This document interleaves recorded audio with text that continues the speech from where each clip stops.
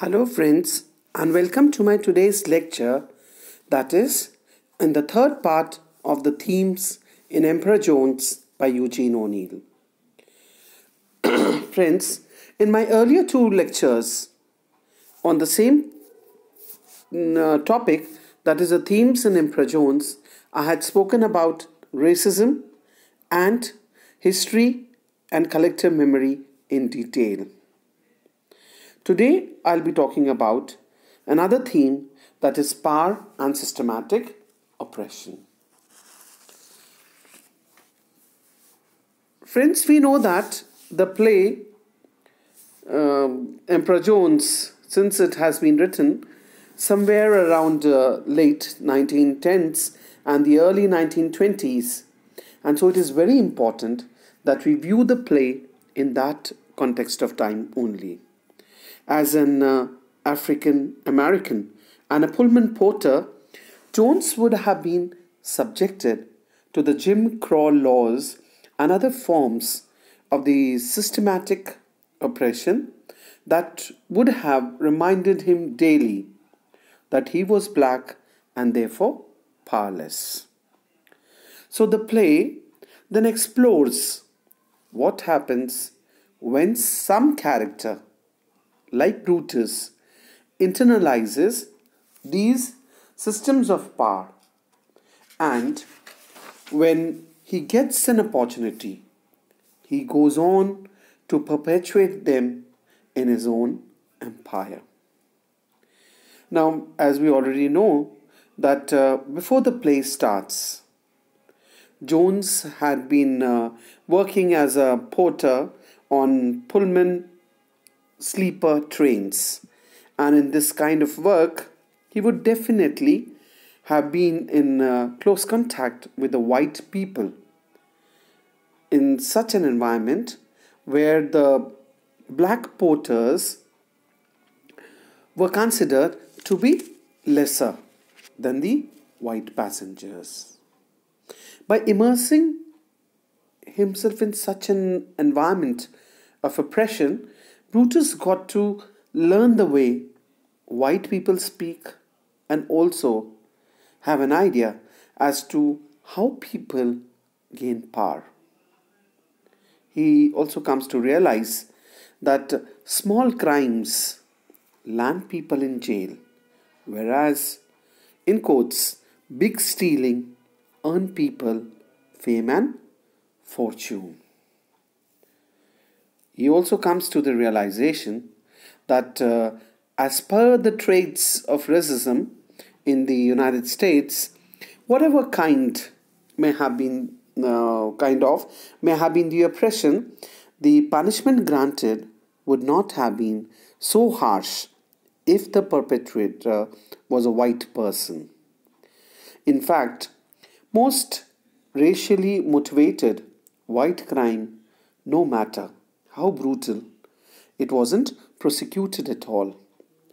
At one point of time, Jones and Smithers, we see in the play, also discuss lynching, which was a practice of extrajudicial hanging of the black people that white people used to create such an environment of intense fear and exert often unchecked power over their black neighbors. Now, this entire system, which privileged the white people and frightened the blacks so that they didn't dare to fight against the system, it created an environment enabling the white people to commit these humanitarian crimes of disempowering, killing, and intimidating the African Americans. But it also allowed them to reap major economic benefits by exploiting the black labor. Or we may say in a nutshell that Jones' recognition of big stealing functions as the condemnation of the entire system of racist society which legally robbed the black bodies, labor, and wealth. Now, coming out of such a system. And after serving in jail for killing Jeff, the black man, and white prison guard, Jones escapes to an island in the Caribbean where he establishes himself as an emperor. Now, instead of dismissing such systems which kept him down in the United States, Jones perpetuates them with disastrous results. When he reaches the island, he does not view those black people with respect, but because they were like himself, but he tries to subjugate them, considering them as dumb, in the same way as the white people did to him when he lived in America. So he even extorts taxes from the natives so that he can lead a luxurious life of an emperor. He even talks badly about the natives to the others.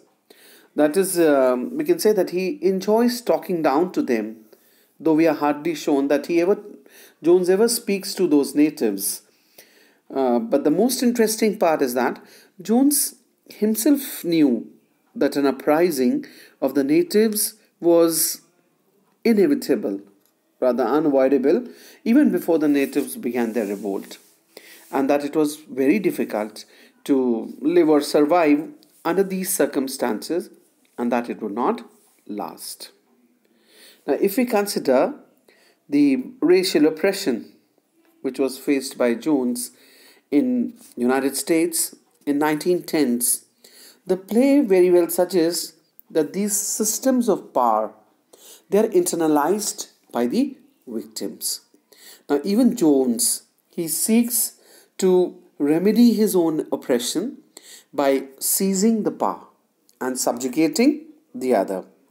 But the end that Jones meets at the hands of his subjects makes the consequences of perpetuating the systems like this very clear.